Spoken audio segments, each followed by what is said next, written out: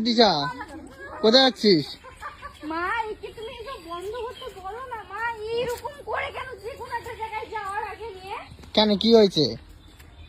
টাকা একটু তাকাবো না আমি, বিশ্বাস করো আমার ভালো লাগছে না। কেন কি হয়েছে একটু বল। কোনো একটা জায়গায় যাওয়ার আগে ঘর বানাতে কে বা এরকম করে ছেলেগুলো করে, ভালো লাগছে না, সব এলোমেলো হয়ে গেল। এসে নিয়ে তো কোনো কিছু করবি না, ভাতটা মেলে দিয়ে ঘুমায় পড়বি। এসে আমাকে সব বুঝাতে হবে। মানে আমরা যাচ্ছি এক জায়গায় আমি ঘুরতে। বললাম তুই আগে আগে সবকিছু গুছা, আগে আগে সবকিছু গুছা। না আমি গুছাবো না, আমি একদম শেষে গুছাবো। আমার এই ছেলে মানুষ, আমার রেডি হতে সময় লাগবে না, তোর সবথেকে বেশি রেডি হতে সময় লাগবে। জামা কাপড় আমার কোথায়, মা আমার জামা কাপড় কোথায় দেখছো, তুই সামনে এরকম করিস, ভালো লাগে না, খারাপ কর। আমরা আজকে এক জায়গায় যাচ্ছি দিশাদের বাড়ি, তো একটু ঘরটা এলোমেলো হয়ে গেছে জামা কাপড় খুঁজতে খুঁজতে।